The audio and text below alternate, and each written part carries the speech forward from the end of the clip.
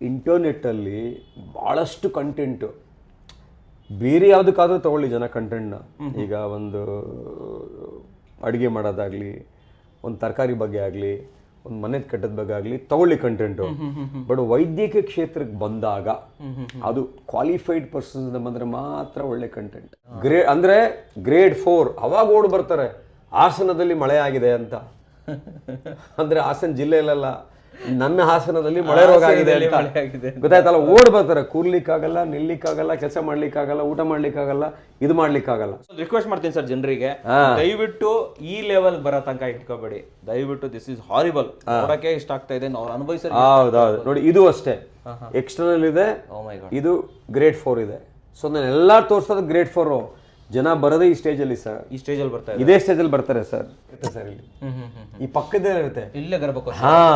ಇದು ಪ್ರೆಷರ್ ಎಲ್ಲ ಇಲ್ಲಿಗೆ ಹೋಗುತ್ತೆ. ಗರ್ಭಕೋಶ, ಪ್ರೊಜೆಸ್ಟ್ರಾನು ಮತ್ತೆ ಐರನ್, ಇದೆಲ್ಲ ಗರ್ಭಿಣಿ ಆದಾಗ ಪೈಲ್ಸ್ ಜಾಸ್ತಿ ಆಗುತ್ತೆ.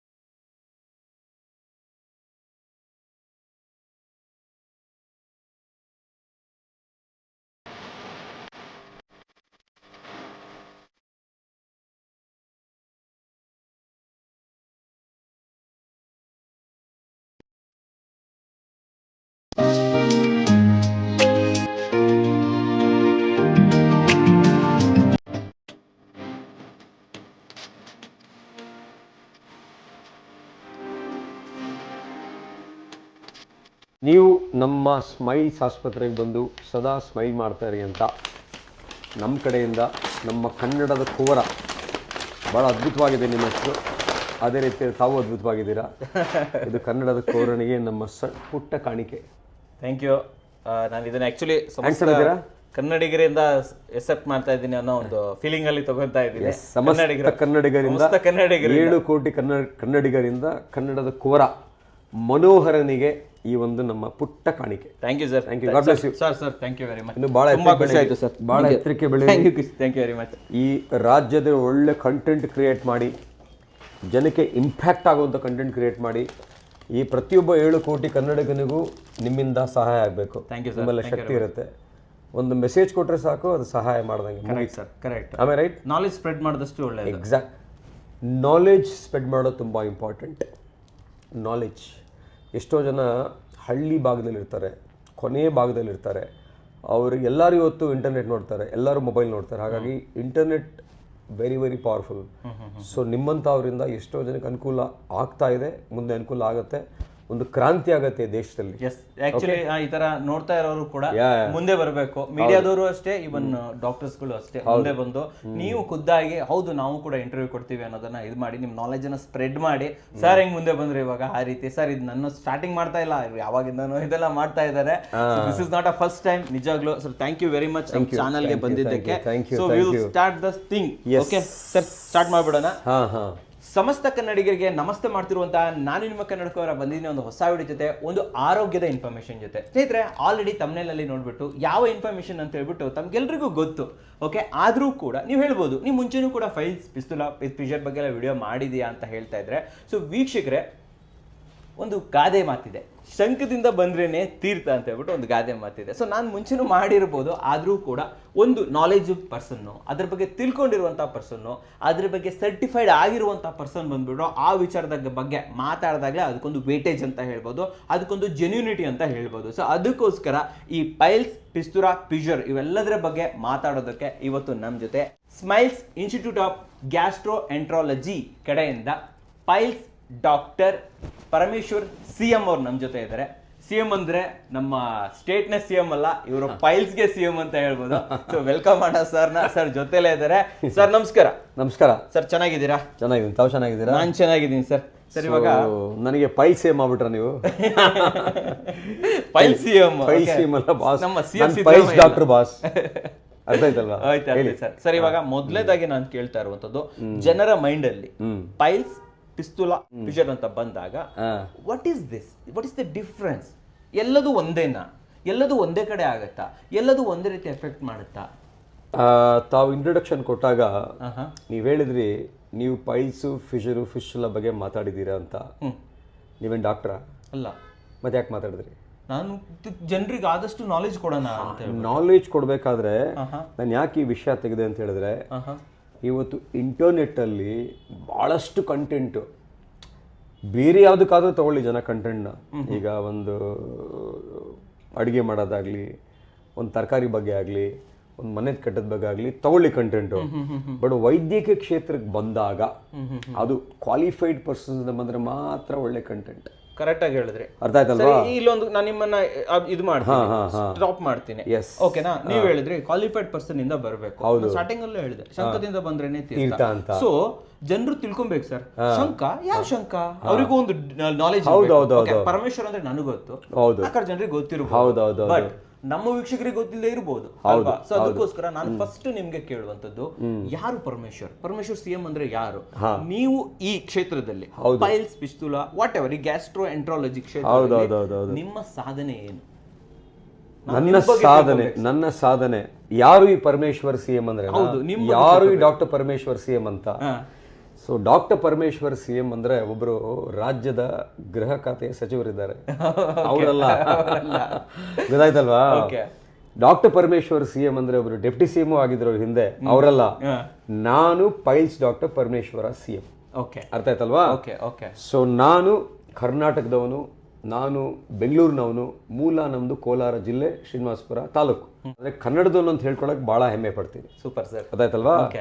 ಸೊ ನಾನು ಓದಿದ್ದು ಬ್ಯಾಂಗ್ಳೂರ್ ಮೆಡಿಕಲ್ ಕಾಲೇಜಲ್ಲಿ, MBBS MS ಎಲ್ಲ ಓದಿದ್ದು ಬ್ಯಾಂಗ್ಳೂರ್ ಮೆಡಿಕಲ್ ಕಾಲೇಜಿ. ಆ ನಂತರ ಫೆಲೋಶಿಪ್ಗಳೆಲ್ಲ ಮುಗಿಸ್ಕೊಂಡು ನಾನು ಸ್ಮೈಲ್ಸ್ ಗ್ಯಾಸ್ಟ್ರೋ ಎಂಟ್ರಾಲಜಿ ಸಂಸ್ಥೆಯನ್ನು ಸ್ಥಾಪನೆ ಮಾಡ್ತೀನಿ ಬೆಂಗಳೂರಲ್ಲಿ. ಇದರ ಹಿಂದೆ ಮಂಡ್ಯದಲ್ಲಿ ನಾನು 2 ಹಾಸ್ಪಿಟಲ್ ಸ್ಥಾಪನೆ ಮಾಡಿದ್ದೀನಿ. ಜೊತೆಯಲ್ಲಿ ನಮ್ದು ಒಂದು ಸಮಾಜದ ಬಗ್ಗೆ ಬಹಳ ಕಾಳಜಿ. ನಾನು ಯಾಕೆ ಸಮಾಜದ ಬಗ್ಗೆ ಕಾಳಜಿ ಅಂತ ಹೇಳ್ತೀನಿ ಅಂದರೆ, ಒಬ್ಬ ವೈದ್ಯ, ಒಬ್ಬ ಅಡ್ವೊಕೇಟ್, ಒಬ್ಬ ಎಜುಕೇಷನಿಸ್ಟು, ಒಬ್ಬರು ಸಿನಿಮಾದವರು, ಯಾರು ಏನೇ ಕೆಲಸ ಮಾಡಿದ್ರು ಸಮಾಜಮುಖಿಯಾಗಿ ಕೆಲಸ ಮಾಡಬೇಕು. ಕರೆಕ್ಟ್. ಮಾಧ್ಯಮದವರು ಸಮಾಜಮುಖಿಯಾಗಿ ಕೆಲಸ ಮಾಡಬೇಕು. ಎಲ್ಲರೂ ಸಮಾಜಮುಖಿಯಾಗಿ ಕೆಲಸ ಮಾಡಿದ್ರೆ ನಮಗೆ ಒಳ್ಳೆ ಸಮಾಜ ನಿರ್ಮಾಣ ಮಾಡೋಕ್ಕೆ ಸಾಧ್ಯ. ಆ ನಾಲೆಜ್ ಕೊಡ್ಬೋದು ನಾವು. ಎಕ್ಸಾಕ್ಟ್ಲಿ. ನನಗೆ ಸಮಾಜದ ಜವಾಬ್ದಾರಿ ಇದೆ.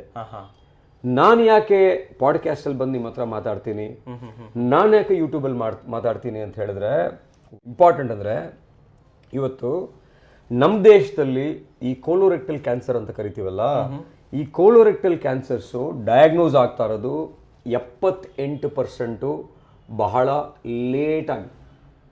ಅಂದರೆ 100ಕ್ಕೆ 78 ಜನಕ್ಕೆ ಗೊತ್ತಾಗ್ತಾ ಇಲ್ಲ ಬೇಗ.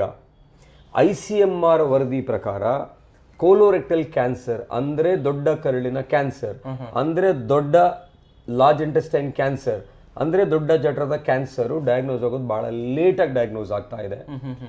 ನನ್ನ ಗುರಿ ಜೀವನದಲ್ಲಿ ಮುಂದಿನ 20 ವರ್ಷದಲ್ಲಿ ಈ ಕೋಲೋರೆಕ್ಟಲ್ ಕ್ಯಾನ್ಸರಿಂದ ಯಾರೂ ಸಾಯಬಾರ್ದು. ಅದು ಬೇಗ ಡಯಾಗ್ನೋಸ್ ಆಗಬೇಕು, ಅರ್ಲಿ ಸ್ಟೇಜಲ್ಲಿ ಡಯಾಗ್ನೋಸ್ ಆಗಬೇಕು, ಅವ್ರಿಗೆ ಟ್ರೀಟ್ ಮಾಡಬೇಕು, ಅವ್ರು ಕಂಪ್ಲೀಟಾಗಿ ಕ್ಯೂರ್ ಆಗಬೇಕು. ಅದಕ್ಕೋಸ್ಕರ ನಾನು ನಿಮ್ಮ ಮಾಧ್ಯಮದ ಮುಂದೆ ಬಂದು ಕರ್ನಾಟಕದ 7 ಕೋಟಿ ಜನರಿಗೂ ಸಹ ನಾನು ಮೆಸೇಜ್ ಕೊಡ್ತಾ ಇದ್ದೀನಿ.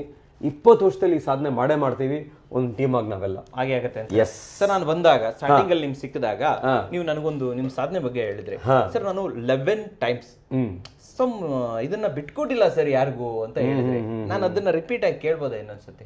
ಏನದು ನೀವು ಯಾರಿಗೆ ಬಿಟ್ಕೊಟ್ಟಿಲ್ಲ, ಯಾವ ಅಚೀವ್ಮೆಂಟ್ ಅದೇ? ನಾವು ಸಾಮಾನ್ಯವಾಗಿ ಪಾಠ ಮಾಡಬೇಕು. ಪಾಠ ಮಾಡಬೇಕಾದ್ರೆ ನಮ್ಮ ದೊಡ್ಡ ಈ ಫಾರ್ಮಾ ಕಂಪನೀಸ್ ಇರ್ತಾರಲ್ಲ, ಸೊ ಅವೆಲ್ಲ ರ್ಯಾಂಕ್ ಮಾಡ್ತಾರೆ. ಆ್ಯಕ್ಚುಲಿ ಸ್ಟೂಡೆಂಟ್ಸ್ ಎಲ್ಲ ರ್ಯಾಂಕ್ ಮಾಡ್ತಾರೆ. ನಾನು ಯಾವಾಗ ಪಾಠ ಮಾಡಿದ್ರು ಬೆಸ್ಟೇ. ನಿಮ್ಮನ್ನ ರ್ಯಾಂಕ್ ಮಾಡಿ? ಎಸ್, ನಾನು ಯಾವಾಗ ಪಾಠ ಮಾಡಿದ್ರು ಬೆಸ್ಟೇ. ಸೊ ನಾನು ಪಾಠ ಮಾಡೋದ್ರಲ್ಲಿ ಸತತವಾಗಿ ನಾನು 11 ಟೈಮ್ಸ್ ಬೆಸ್ಟೇ ಇದೆ. ಸೊ ಬೆಸ್ಟ್ ಅಚೀವ್ಮೆಂಟ್ ಅವಾರ್ಡ್ ಏನು?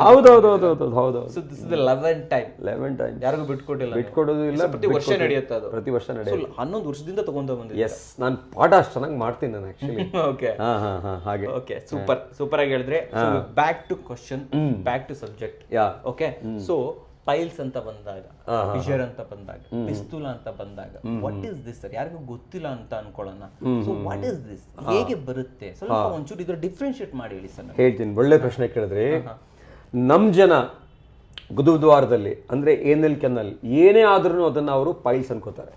ರಕ್ತ ಹೋದ್ರೂ ಪೈಲ್ಸ್, ನೋವಾದ್ರೂ ಪೈಲ್ಸ್, ಉರಿ ಆದ್ರೂ ಪೈಲ್ಸ್, ತುರಿಕೆ ಬಂದ್ರು ಪೈಲ್ಸ್, ಕ್ಯೂ ಹೋದ್ರು ಪೈಲ್ಸ್, ಮಲಬದ್ಧತೆ ಇದ್ರು ಪೈಲ್ಸ್, ಕೂತ್ರೆ ಪೈಲ್ಸ್, ನಿಂತ್ರೆ ಪೈಲ್ಸ್. ಜನಕ್ಕೆ ಏನಂದ್ರೆ ಪೈಲ್ಸ್ ಬಿಟ್ರೆ ಬೇರೆ ಯಾವ ಕಾಯಿಲೆ ಬಗ್ಗೆ ಗೊತ್ತಿಲ್ಲ ಅವ್ರಿಗೆ. ಕರೆಕ್ಟ್, ಅರ್ಥ ಆಯ್ತಲ್ವಾ?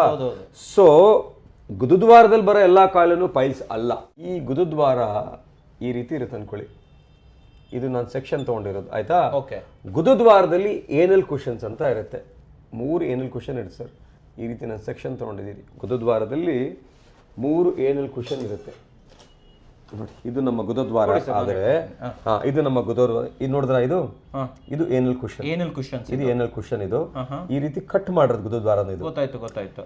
ಸೊ ಈ ಗುದದ್ವಾರದಲ್ಲಿ ಏನಾಗುತ್ತೆ ಅಂತ ಹೇಳಿದ್ರೆ, ನಾವು ಬಹಳ ಹೊತ್ತು ವಾಶ್ರೂಮಲ್ಲಿ ಕೂತ್ರೆ, ಬಹಳ ಹೊತ್ತು ವಾಶ್ರೂಮಲ್ಲಿ ಕೂತು ಪ್ರೆಷರ್ ಹಾಕಿದ್ರೆ, ಬಹಳ ಹೊತ್ತು ವಾಶ್ರೂಮಲ್ಲಿ ಕೂತು ಮೊಬೈಲ್ ಹಿಡಿದ್ರೆ, ಭಾಳ ಹೊತ್ತು ವಾಶ್ರೂಮಲ್ಲಿ ಕೂತು ಪೇಪರ್ ಓದಿದ್ರೆ, ಪುಸ್ತಕ ಓದಿದ್ರೆ, ಐಪ್ಯಾಡ್ ನೋಡಿದ್ರೆ, ವಾಶ್ರೂಮಲ್ಲಿ ತುಂಬ ಹೊತ್ತು ಕೂತ್ರೆ, ಮತ್ತೆ ಮೋಷನ್ ಗಟ್ಟಿಯಾಗಿ ಪಾಸ್ ಮಾಡಿದ್ರೆ ಈ ಕುಷನ್ ಬಲ್ಜ್ ಆಗುತ್ತೆ. ಅಂದ್ರೆ ಊದ್ಕೊಳ್ಳುತ್ತೆ. ಹೌದು, ಊದ್ಕೊಳ್ಳುತ್ತೆ. ಇದನ್ನ ಗ್ರೇಡ್ 1 ಪೈಲ್ಸ್ ಅಂತ ಕರಿತೀವಿ. ಆಯ್ತಾ? ಗ್ರೇಡ್ 1. ಗ್ರೇಡ್ 1 ಪೈಲ್ಸ್ ಒಳಗೆ ಇರುತ್ತೆ. ನೆಕ್ಸ್ಟ್ ಹಾಗೆ ಹೋಗ್ತಾ ಹೋಗ್ತಾ ಏನಾಗುತ್ತೆ ಅಂತ ಹೇಳಿದ್ರೆ, ಈ ಗ್ರೇಡ್ 1 ಪೈಲ್ಸ್ ಹೊರಗಡೆ ಬಂದು ಆಟೋಮ್ಯಾಟಿಕ್ ಆಗಿ ಒಳಗೊಟ್ಟೋಗುತ್ತೆ. ಇದನ್ನ ಗ್ರೇಡ್ 2 ಅಂತ ಕರಿತೀವಿ. ಇದು ಪೈಲ್ಸ್ ಏನೆ, ಹೊರಗಡೆ ಬಂದು ಒಳಗೋಗುತ್ತೆ, ಅದು ಗ್ರೇಡ್ 2. ಅಂದ್ರೆ ಇದು ಮಾಂಸಖಂಡದ ತರ ಇರುತ್ತೆ. ಮಾಂಸಖಂಡದ ತರ, ಕರೆಕ್ಟ್ ಆಗಿ ಮಾಂಸಖಂಡದ ತರ ಅದು ಹೊರಗಡೆ ಬಂದು ಒಳಗೋಗುತ್ತೆ. Okay okay okay. ಕೆಲವರಿಗೆ ಗೊತ್ತಾಗುತ್ತೆ, ಕೆಲವರಿಗೆ ಗೊತ್ತಾಗಲ್ಲ. ಅರ್ಲಿ ಸ್ಟೇಜ್ ಅಲ್ಲಿ ಹೊರಗಡೆ ಬರೋದು ಗೊತ್ತಾಗಲ್ಲ, ಸ್ವಲ್ಪ ಲೇಟ್ ಆಗ್ತಿದ್ದಂಗೆ ಅದು ಹೊರಗಡೆ ಬರುತ್ತೆ. ಇದು ಗ್ರೇಡ್ 2. ಓಕೆ. ನೆಕ್ಸ್ಟ್ ಇದು ಹೊರಗಡೆ ಬರುತ್ತೆ, ಒಳಗೋಗಲ್ಲ, ನಾವು ಕೈಯಲ್ಲಿ ಪುಷ್ ಮಾಡಬೇಕು. ಓ, ಲಿಟ್ರಲಿ ಕೈಯಲ್ಲಿ ಪುಷ್ ಮಾಡಬೇಕು. Okay okay okay. ಇದು ಗ್ರೇಡ್ 3 ಅಂತ ಕರೀತಾರೆ. ಕೆಲವ್ರಿಗೆ ಕೈಯಲ್ಲಿ ಪುಷ್ ಮಾಡ್ಲಿಕ್ಕೆ ಸ್ವಲ್ಪ ಬೇಜಾರಾಗುತ್ತೆ. ಅವ್ರೇನ್ ಮಾಡ್ತಾರೆ, ಸ್ವಲ್ಪ ಹಳ್ಳೆ ಎಣ್ಣೆ, ಕೊಬ್ಬರಿ ಎಣ್ಣೆ ತಗೊಂಡು ಅಥವಾ ಸ್ವಲ್ಪ ಹೀಗೆ ಮ್ಯಾನೇಜ್ ಮಾಡಿ ಪುಷ್ ಮಾಡ್ಬಿಡ್ತಾರೆ. ಅದು ಗ್ರೇಡ್ 3 ಅಂತಾರೆ. ನೆಕ್ಸ್ಟು ಹೊರಗಡೆ ಬರುತ್ತೆ, ಒಳಗೋಗಲ್ಲ, ಅದು ಹೊರಗಡೆನೇ ಇರುತ್ತೆ. ಈ ಹೂವು ಥರ ಹೊರಗಡೆ ಬಂದು ನಿಂತಿರುತ್ತೆ. ಇದನ್ನ ಗ್ರೇಡ್ 4 ಅಂತ ಕರಿತೀವಿ. ಆಯ್ತಾಯ್ತಲ್ಲ?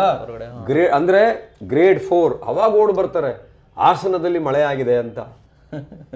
ಅಂದ್ರೆ ಹಾಸನ ಜಿಲ್ಲೆಯಲ್ಲ, ನನ್ನ ಹಾಸನದಲ್ಲಿ ಮಳೆ ರೋಗ ಆಗಿದೆ ಅಂತ ಗೊತ್ತಾಯ್ತಲ್ಲ, ಓಡ್ ಬರ್ತಾರೆ. ಕೂರ್ಲಿಕ್ಕಾಗಲ್ಲ, ನಿಲ್ಲಿಕ್ಕಾಗಲ್ಲ, ಕೆಲಸ ಮಾಡ್ಲಿಕ್ಕಾಗಲ್ಲ, ಊಟ ಮಾಡ್ಲಿಕ್ಕಾಗಲ್ಲ, ಇದು ಮಾಡ್ಲಿಕ್ಕಾಗಲ್ಲ. ಸೊ ಅದು ಗ್ರೇಡ್ 4 ಅಂತ ಕರಿತೀವಿ.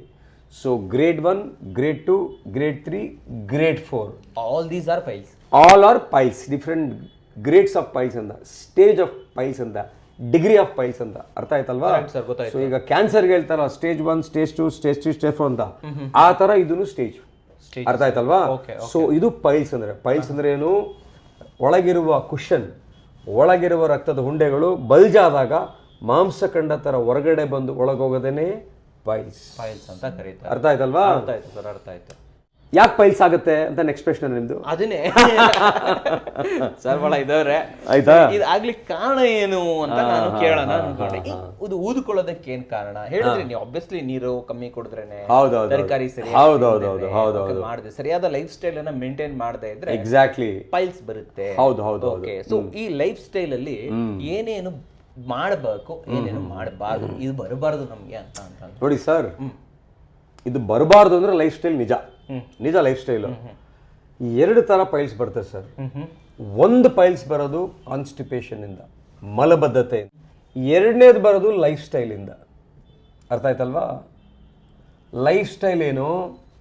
ನೀರು, ಹಣ್ಣು, ತರಕಾರಿ, ಸೊಪ್ಪು, ನಿದ್ದೆ, ಫಿಸಿಕಲ್ ಆಕ್ಟಿವಿಟಿ, ವಾಶ್ರೂಮಲ್ಲಿ ತುಂಬ ಹೊತ್ತು ಕೂರದೇ ಇರೋದು, ಇದೆಲ್ಲ ಲೈಫ್ ಸ್ಟೈಲು. 44% ಇಂಡಿಯಾದಲ್ಲಿ ಜನಕ್ಕೆ ಲೈಫ್ ಸ್ಟೈಲ್ ಕಾನ್ಸ್ಟಿಪೇಷನ್ ಇದೆ. ಲೈಫ್ ಸ್ಟೈಲ್ ಕಾನ್ಸ್ಟಿಪೇಷನ್ ಇದೆ. ಎಸ್. ಇನ್ನು 15% ಟ್ರೀಟಬಲ್ ಕಾನ್ಸ್ಟಿಪೇಷನ್. ಅಂದರೆ ಈ ಕಾನ್ಸ್ಟಿಪೇಷನ್ಗೆ ನಾವು ಯಾವುದಾರ ಒಂದು ರೀತಿಯ ಮಾತ್ರೆ ಕೊಡಬೇಕು, ಅಥವಾ ಫಿಸಿಯೋಥೆರಪಿ ಮಾಡಬೇಕು, ಅದು ಆಪರೇಷನ್ ಮಾಡಬೇಕು. ಅದು ಕಾನ್ಸ್ಟಿಪೇಷನ್. ಕಾನ್ಸ್ಟಿಪೇಷನ್ ಇಂದ ಯಾರೂ ತಪ್ಪಿಸ್ಕೊಳ್ಳೋಕೆ ಸಾಧ್ಯನೇ ಇಲ್ಲ. ಕಾನ್ಸ್ಟಿಪೇಷನ್ ಇದ್ರೆ ಪೈಲ್ಸು ಆಗುತ್ತೆ, ಫಿಶರು ಆಗುತ್ತೆ, ಫಿಸ್ಟಲೂ ಆಗುತ್ತೆ. ಈ ಭಾಗ ಇದೆಯಲ್ಲ 44%, ಇದು ಲೈಫ್ ಸ್ಟೈಲಿಂದ ಬರೋದು. ಅರ್ಥ ಅಂದ್ರೆ ಲೆಕ್ಕಕ್ಕೆ ಈಗ 15% ಪ್ಲಸ್ 44% ಎಷ್ಟಾಯ್ತು? 59% ಆಯ್ತು. ಅಂದ್ರೆ ಇವತ್ತಿಗೂ ಸಹ ಇಂಡಿಯಾದಲ್ಲಿ 36% ಜನಕ್ಕೆ ಪೈಲ್ಸ್ ಇದೆ, ಫಿಶರ್ ಇದೆ ಅಥವಾ ಫಿಸ್ಟುಲಾ ಇದೆ. 50% ಜನಕ್ಕೆ ಜೀವನದಲ್ಲಿ ಒಂದ್ಸರಿ ಆದ್ರೂ ಈ ಸಿಂಪ್ಟಮ್ಸ್ ಬರುತ್ತೆ. ಇದು ಬರ್ತಾ ಬರ್ತಾ ಜಾಸ್ತಿ ಆಗ್ತಾ ಹೋಗ್ತಾ ಇದೆ. ಯಾಕೆ ಜಾಸ್ತಿ ಆಗ್ತಾ ಇದೆ ಅಂದ್ರೆ ಕಾನ್ಸ್ಟಿಪೇಷನ್ಗೆ ಸರಿಯಾಗಿ ಟ್ರೀಟ್ಮೆಂಟ್ ಆಗ್ತಾ ಇಲ್ಲ. ಈ ಕಾನ್ಸ್ಟಿಪೇಷನ್ ಬರೋದಕ್ಕೆ ಕಾರಣ ಏನು? ಕಾನ್ಸ್ಟಿಪೇಷನ್ ಅನ್ನ ಸಪರೇಟ್ ಆಗಿ ಡೀಪ್ ಆಗಿ ತಗೊಳ್ಳೋಣ ಸಬ್ಜೆಕ್ಟ್ ನ. ಸಬ್ಜೆಕ್ಟ್ ಕಾನ್ಸ್ಟಿಪೇಷನ್ ಕಾಯಿರಿ ವೇಟ್ ಮಾಡೋಣ. ಕಾನ್ಸ್ಟಿಪೇಷನ್ ಅಂದ್ರೆ ಅದೇ ಅಲ್ವಾ, ಮೋಷನ್ ಹೋಗಲ್ಲ, ವೇಟ್ ಮಾಡ್ತಾ ಇರ್ತಾರೆ ವಾಶ್ರೂಮ್ ಅಲ್ಲಿ, ಅದೇ ಕಾನ್ಸ್ಟಿಪೇಷನ್. ಅದು ಕಾಯಿರಿ ನೀವು ವೇಟ್ ಮಾಡೋಣ ಅಂತೀರಾ? ಯಾಕಂದ್ರೆ ಮಲಬದ್ಧತೆ ಇದೆಯಲ್ಲ, ಕಾನ್ಸ್ಟಿಪೇಷನ್ ಮಲಬದ್ಧತೆಯೇ ಮೂಲ ಕಾರಣ ಮೂಲವ್ಯಾಧಿಗೆ. ಹಾಗಾಗಿ ಆ ಮೂಲವಾದದ್ದು ಕೊನೆಗೆ ಇಟ್ಕೊಂಡ್ಬಿಡೋದು. ಪೈಲ್ಸ್ ಅರ್ಥ ಆಯ್ತಾ ಈಗ? 4 ಸ್ಟೇಜಸ್ ಅರ್ಥ ಆಯ್ತಾ ಈಗ? ಅರ್ಥ ಆಯ್ತು. ನಾನು ಕೇಳ್ತಾ ಇರುವಂತದ್ದು ಇದರಿಂದ ತೊಂದರೆ ಏನು? ನೋಡಿ, ಈಗ ಪೈಲ್ಸ್ ಇದ್ರೆ ಏನಾಗುತ್ತೆ, ಸ್ಟೇಜ್ 1 ಅಲ್ಲಿ, ಸ್ಟೇಜ್ 2 ನಲ್ಲಿ ಯಾರಿಗೂ ಏನು ಸಿಂಪ್ಟಮ್ಸ್ ಗೊತ್ತಾಗಲ್ಲ. ಅರ್ಥ ಆಯ್ತಲ್ವಾ? ಸ್ಟೇಜ್ 3 ಗೊತ್ತಾಗ ಏನಾಗುತ್ತೆ, ಹೊರಗಡೆ ಬಂದು ಒಳಗೆ ಹೋದಾಗ ಅರೆ ನನಗೆ ಸ್ಟೇಜ್ 3 ಇದೆ ಅಂತ. ಸ್ಟೇಜ್ 4 ಹೋದಾಗ ನಿಮ್ಗೆ ಗೊತ್ತೇ ಇದೆ, ಕೂತ್ಕೊಳ್ಳೋಕ್ಕಾಗಲ್ಲ, ಬಂದೇ ಬರ್ತಾರೆ. ಇದರ ಜೊತೆಯಲ್ಲಿ ನನ್ನ ಹತ್ರ ಜನ ಬರ್ತಾರೆ, ಸರ್ ನನಗೆ ಪೈಲ್ಸ್ ಆಗಿದೆ, ನೋವೇ ಇಲ್ಲ ಸರ್, ಬ್ಲೀಡಿಂಗೇ ಇಲ್ಲ ಸರ್. ಹಂಗೂ ಇದೆಯಾ? ಹೌದು. ಜನ ಬಂದು ಕೇಳ್ತಾರೆ, ನಂಗೆ ಪೈಲ್ಸ್ ಆಗಿದೆ ಸರ್, ನೋವೇ ಇಲ್ಲ, ಬ್ಲೀಡಿಂಗ್ ಇಲ್ಲ, ರಕ್ತ ಹೋಗ್ತಾ ಇಲ್ಲ ಅಂತ. ಪೈಲ್ಸ್ ಆಗಿದ್ರೆ ನೋವಿರಲ್ಲ. ಪೈಲ್ಸ್ ಆಗಿದ್ರೆ ಇನಿಷಿಯಲ್ ಸ್ಟೇಜಸ್ ರಕ್ತ ಹೋಗಲ್ಲ. ಪೈಲ್ಸ್ ಆಗಿದ್ದ ರಕ್ತ ಯಾವಾಗ ಹೋಗುತ್ತೆ ಅಂತ ಹೇಳಿದ್ರೆ, ನಾವು ಡೈಲಿ ಮೋಷನ್ ಪಾಸ್ ಮಾಡ್ತೀವಲ್ಲ, ಈ ಮೋಷನ್ ಹೋಗಬೇಕಾದ್ರೆ ಈ ಮೋಷನ್ ಗಟ್ಟಿ ಆದಾಗ ಇದಕ್ಕೆ ಪ್ರೆಷರ್ ಆಗುತ್ತೆ. ಪ್ರೆಷರ್ ಆದಾಗ ಬ್ಲೀಡ್ ಆಗುತ್ತೆ, ರಕ್ತ ಹೋಗುತ್ತೆ. ಯಾಕೆ ಬ್ಲೀಡಿಂಗ್ ಆಗುತ್ತೆ? ಫ್ರಿಕ್ಷನ್ ಇಂದ ಆಗುತ್ತೆ. ಯಾಕೆ ಬ್ಲೀಡಿಂಗ್ ಆಗುತ್ತೆ? ಪ್ರೆಷರ್ ಇಂದ ಆಗುತ್ತೆ. ಅರ್ಥ ಆಯ್ತಾ? ಸೊ ಪೈಲ್ಸ್ ಆದಾಗ ಈ ರೀತಿ ಮಾಂಸಖಂಡ ಹೊರಗಡೆ ಬಂದು ಒಳಗೋಗೋದು ಮತ್ತೆ ಬ್ಲೀಡಿಂಗ್ ಆಗೋದು, ಎರಡು ಕಾಮನ್ ಆಗಿರುತ್ತೆ. ನೋವು ಯಾವಾಗ ಬರುತ್ತೆ ಪೈಲ್ಸ್ ಅಂತ ಹೇಳಿದ್ರೆ, ಇದು ಗ್ರೇಡ್ 4 ಬರುತ್ತಲ್ಲ, ಅದು ಒಳಗೋಗಲ್ಲ, ಅದು ಹೊರಗಡೆನೇ ಇದ್ದಾಗ ಏನಾಗುತ್ತೆ ಅಂತ ಹೇಳಿದ್ರೆ, ನೋವಾಗಿ ಈ ಹೊರಗಡೆ ಇದ್ದಾಗ ಏನಾಗುತ್ತೆ, ಟೈಟ್ ಹೊರಗಡೆ ಇರುತ್ತೆ, ಇದಕ್ಕೆ ಬ್ಲಡ್ ಸಪ್ಲೈ ಕಡಿಮೆ ಆಗುತ್ತೆ. ಬ್ಲಡ್ ಸಪ್ಲೈ ಕಡಿಮೆ ಆಗುತ್ತೆ, ಗ್ಯಾಂಗ್ರೀನ್ ಥರ ಆಗುತ್ತೆ, ನೋವಾಗುತ್ತೆ, ಕೂತ್ಕೊಳ್ಳೋಕ್ಕಾಗಲ್ಲ, ಇನ್ಫೆಕ್ಷನ್ ಆಗುತ್ತೆ, ಕೆಲವರಿಗೆ ಜ್ವರನೂ ಬರುತ್ತೆ. ಎಷ್ಟೋ ಜನ ಇದನ್ನು ನೆಗ್ಲೆಕ್ಟ್ ಮಾಡಿ ಪ್ರಾಣ ಕಳ್ಕೊಂಡಿದ್ದಾರೆ. ಹೌದಾ? ಹೌದು. ಇಲ್ಲಿ ನೋಡಿ ಸರ್, ಇಲ್ಲಿ ನೋಡಿದ್ರ, ಇಲ್ಲಿ ಇದು ಕಪ್ಪು ಕಾಣ್ತಾ ಇದೆಯಾ? ಇದು ಇದೇ ಗ್ಯಾಂಗ್ರೀನು, ಇದೇ ಗ್ರೇಡ್ 4 ಪೈಲ್ಸ್. ಹೊರಗಡೆ ಇದೆ, ಅದು ಒಳಗೆ ಹೋಗ್ತಾ ಇಲ್ಲ. ಆ ಹೊರಗಡೆ ಹೋಗದೇ ಇದ್ದಾಗ ಅದು ಬ್ಲಡ್ ಸಪ್ಲೈ ಕಡಿಮೆ ಆಗಿ ಗ್ಯಾಂಗ್ರೀನ್ ಆಗಿ ತುಂಬಾ ನೋವಿಂದ ಬರ್ತಾರೆ. ಸೊ ಇದೇ ಗ್ರೇಡ್ 4 ಪೈಲ್ಸ್. ಇಲ್ಲಿಂದ ಮೋಷನ್ ಹೇಗೆ ಹೊರಗಡೆ ಬರುತ್ತೆ? ತೊಂದರೆ ಆಗೋದು, ಬ್ಲಾಕ್ ಆಗಿರುತ್ತೆ, ಮೋಷನ್ ಹೋಗ್ತಾ ಇರಲ್ಲ, ಕಷ್ಟ ಆಗ್ತಾ ಇರುತ್ತೆ. ಅಲ್ಲ, ನನ್ನ ಕ್ವಶನ್ ಸರ್, ಇಷ್ಟ ಆಗೋವರೆಗೂ ಕಾಯೋರು ಇದಾರ? ಸರ್, ಸುಮಾರು 100 ಜನಕ್ಕೆ 100 ಜನದಲ್ಲಿ 80% ಬರೋದು ಈ ಸ್ಟೇಜ್ ಅಲ್ಲೇ ಸರ್. 80% ಇದೇ ಸ್ಟೇಜ್ ಅಲ್ಲಿ ಬರ್ತಾರೆ ಸರ್. ಈ ಸ್ಟೇಜ್ ತನಕ ನಮ್ ಜನ ಯಾಕೆ ಸರ್ ಇದನ್ನ ಇದು ಮಾಡ್ತಾರೆ? ಹೌದು, ಜನ ನಾಚಿಕೆ ಕೇಳಲ್ವಾ ಸರ್ ಅವ್ರನ್ನ? ನಾಚಿಕೆ ಸರ್, ಸಂಕೋಚ ಸರ್, ಕಿಂಡಲ್ ಮಾಡ್ತಾರೆ ಸರ್, ಅದಕ್ಕೋಸ್ಕರ ಯಾರಿಗೂ ಹೇಳಿಲ್ಲ ಸರ್ ಅಂತಾರೆ. ಆಯ್ತಾ? ಇದು ನೋಡಿ, ಇದು ಅಷ್ಟೇ, ಒಳಗೆ ಹೋಗ್ತಾ ಇಲ್ಲ, ಹೊರಗಡೆನೆ ಇದೆ. ಇದು ಗ್ರೇಡ್ 4, ಸ್ವಲ್ಪ ಗ್ಯಾಂಗ್ರೀನ್ ಚೇಂಜ್ ಆಗ್ತಾ ಇದೆ. ಈ ಹೊರಗಡೆ ಇದೆಯಲ್ಲ, ಇದೆಲ್ಲ ಎಕ್ಸ್ಟರ್ನಲ್ ಪೈಲ್ಸ್. ಪೈಲ್ಸ್ ಅಲ್ಲಿ ಇಂಟರ್ನಲ್ ಇರುತ್ತೆ, ಎಕ್ಸ್ಟರ್ನಲ್ ಇರುತ್ತೆ. ಇಂಟರ್ನಲ್ ಏನಾಗುತ್ತೆ, ಹೊರಗಡೆ ಬಂದು ಒಳಗೆ ಹೋಗುತ್ತೆ, ಎಕ್ಸ್ಟರ್ನಲ್ ಹೊರಗೆ ಇದೇ ತರ ಹೊರಗಡೆ ಬೆಳ್ಕೊಂಡ್ಬಿಡುತ್ತೆ. ಇದು ಎಕ್ಸ್ಟರ್ನಲ್, ಅದು ಇಂಟರ್ನಲ್. ಫ್ಲವರ್ ತರ ಕಾಲಿಫ್ಲವರ್ ತೋಟದಲ್ಲಿ ಬೆಳೀತಾರಲ್ಲ, ಅರ್ಥ ಆಯ್ತಲ್ವಾ? ಗೊತ್ತಾಯ್ತು. ಸೊ ಇದು ಗ್ರೇಡ್ 4 ಪೈಲ್ಸ್. ಹೇಳಿ. ಇಲ್ಲಿ apart from constipation, life style ಬಿಟ್ಟು ನ್ಯಾಚುರಲಿ ಇದು ಆಗೋದೇನಾದ್ರೂ ಸಾಧ್ಯತೆ ಇದೆಯಾ? ನ್ಯಾಚುರಲಿ ಪೈಲ್ಸ್ ಆಗಲ್ಲ.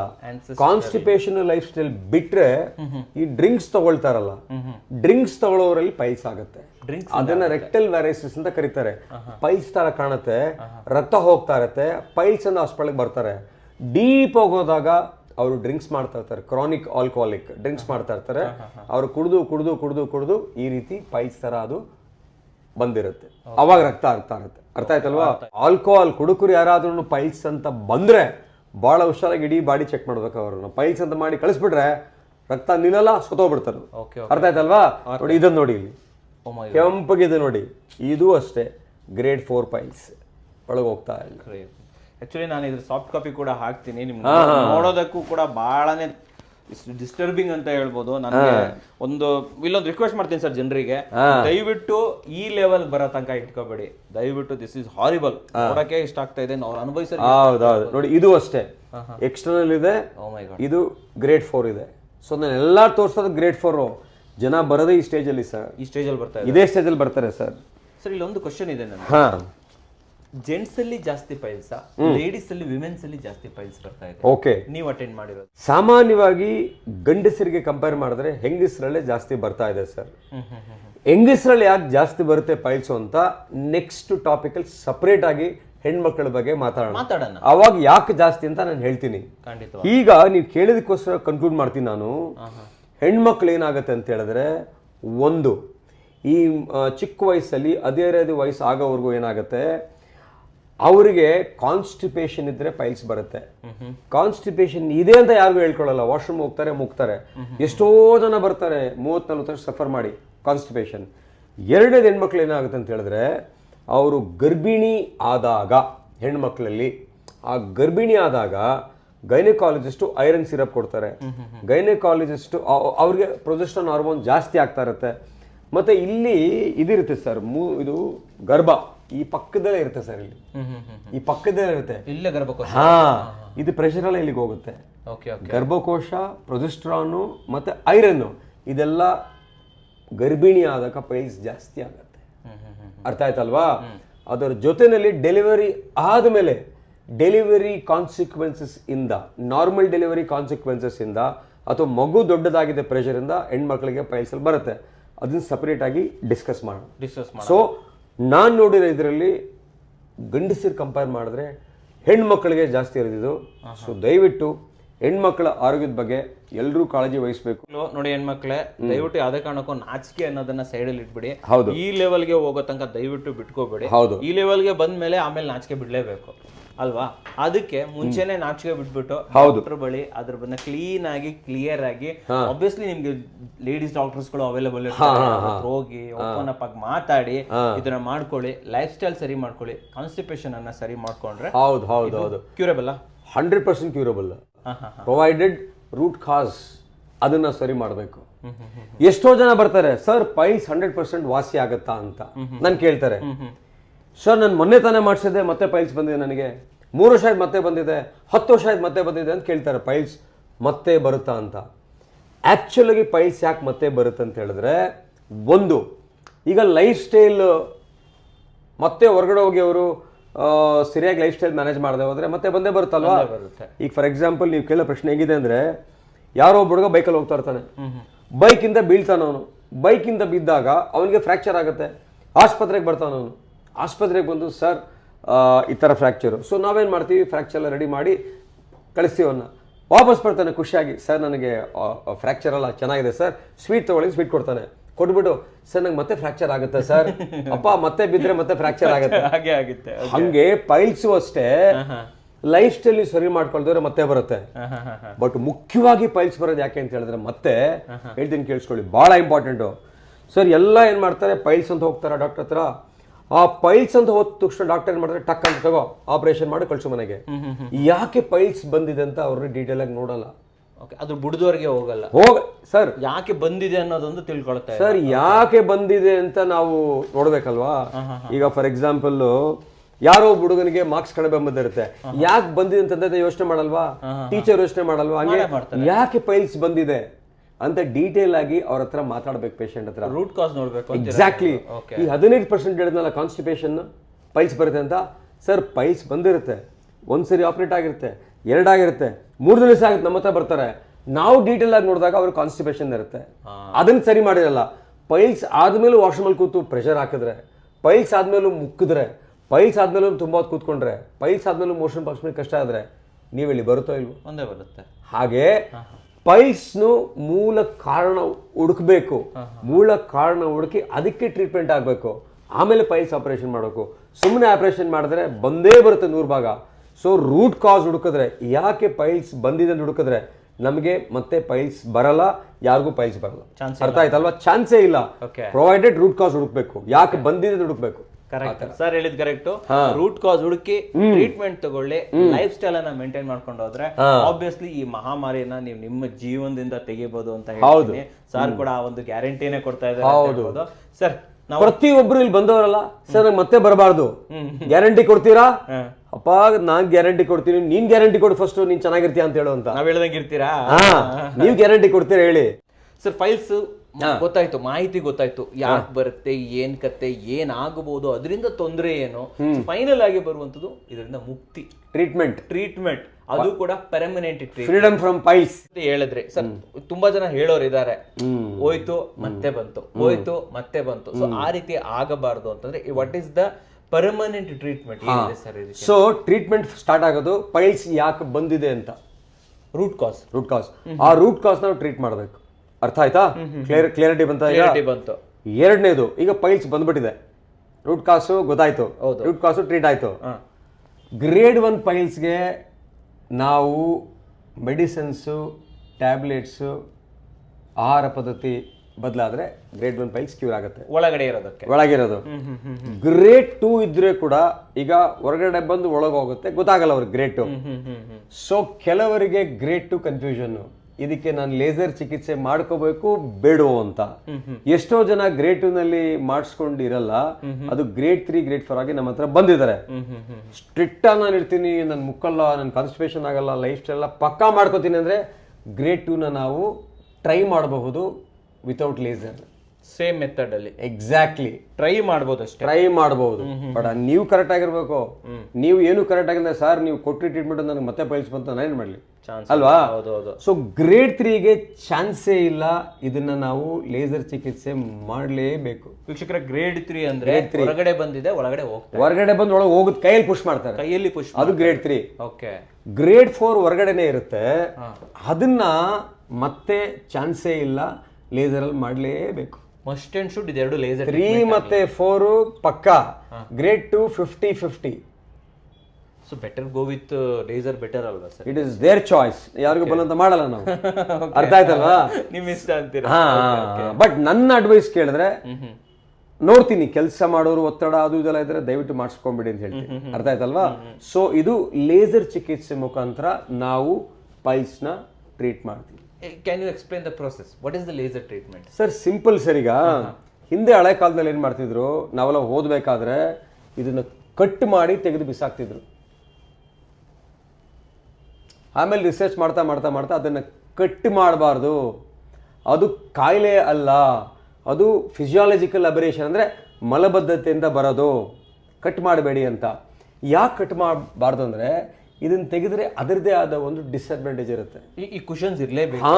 ಕುಶನ್ಸ್ ದೇವ್ರು ನಮ್ಗೆ ಕೊಟ್ಟಿರೋದು ಇರ್ಲಿ. ನೋಡಿ, ಇದು ಮೋಷನ್ಗೆ ಹೋಗೋ ಜಾಗ ಅಂದ್ರೆ ಇಲ್ಲೊಂದು ಕುಶನ್, ಇಲ್ಲೊಂದು ಕುಶನ್, 3 ಕುಶನ್ ಇರುತ್ತೆ. ಅದಿರ್ಲೇಬೇಕು. ಇದು 3 o'clock ಅಂತ ಕರಿತೀವಿ, ಇದು 11 ಅಂತ ಕರಿತೀವಿ, ಇದು 11, ಇದು 7 ಅಂತ ಕರಿತೀವಿ. ಈ ಕುಶನ್ ಇರ್ಲೇಬೇಕು.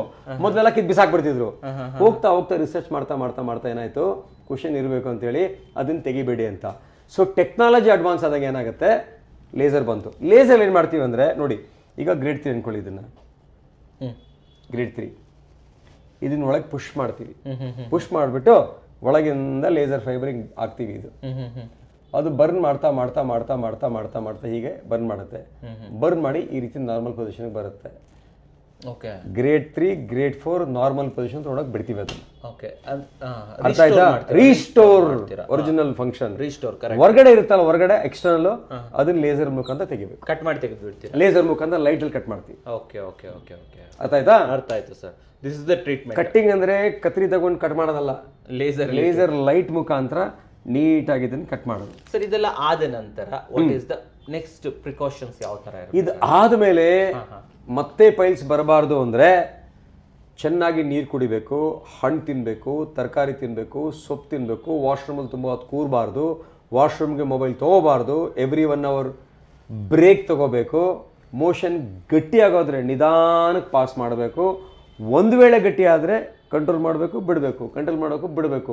ಜೋರಾಗಿ ಮಾಡಿದ್ರೆ ಮತ್ತೆ ಫ್ಯೂಚರ್ ಆಗಿ ಇದಾಗುತ್ತೆ. ಸೊ ಇಷ್ಟೆಲ್ಲ ಮಾಡೋದ್ರಿಂದ ಯಾವುದೇ ಕಾರಣಕ್ಕೂ ಮತ್ತೆ ಪೈಲ್ಸ್ ಬರಲ್ಲ.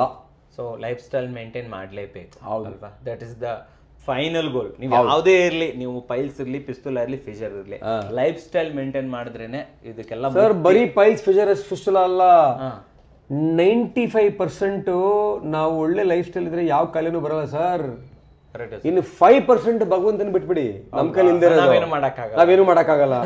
ಈಗ ಪ್ಲೇನ್ ಕ್ರಾಶ್ ಆಗಿ ಸತ್ರು ನಮ್ ಕೈಲಿ ಇತ್ತಾ? ಇಲ್ಲ. ಯಾರಿಗೋ ಕ್ಯಾನ್ಸರ್ ಬರುತ್ತೆ, ನಮ್ ಕೈಲಿ ಇತ್ತಾ? ಇರಲ್ಲ. ಹಂಗೆ ನಮ್ ಕೈಲಿ ಇರೋದನ್ನ ನಾವು ಕಂಟ್ರೋಲ್ ಮಾಡಬೇಕು. 95% ಇದೆಯಲ್ಲ ಸರ್. ಸ್ಮೋಕ್ ಮಾಡೋದು ನಮ್ ಕೈಲಿ ಇದೆಯಾ? ಇದೆ. ಆಲ್ಕೋಹಾಲ್ ನಮ್ ಕೈಲಿ ಇದೆಯಾ? ಇದೆ. ಓವರ್ ಸ್ಪೀಡಿಂಗ್ ನಮ್ ಕೈಲಿ ಇದೆಯಾ? ಇದೆ. ನಿದ್ದೆ ನಮ್ ಕೈಲಿ ಇದೆಯಾ? ಫಿಸಿಕಲ್ ಆಕ್ಟಿವಿಟಿ ನಮ್ ಕೈಲಿ ಇರೋದೆಲ್ಲ ಮಾಡ್ರಿ. ಯಾಕ್ರಿ ಬಿಟ್ಟು ಆಸ್ಪತ್ರೆ ದುಡ್ಡು ಖರ್ಚು ಮಾಡ್ತೀರಾ? ನೋಡ್ರಿ ಡಾಕ್ಟ್ರೇ ಹೇಳ್ತವ್ರೆ, ದುಡ್ಡು ಖರ್ಚು ಮಾಡ್ತೀರಾ ಅಲ್ವಾ? ಸೊ ಹಂಗೆ ಸೊ ಮತ್ತೆ ಬರ್ಬಾರ್ದು ಅಂದ್ರೆ ಇದು ಅಲ್ವಾ? Super sir.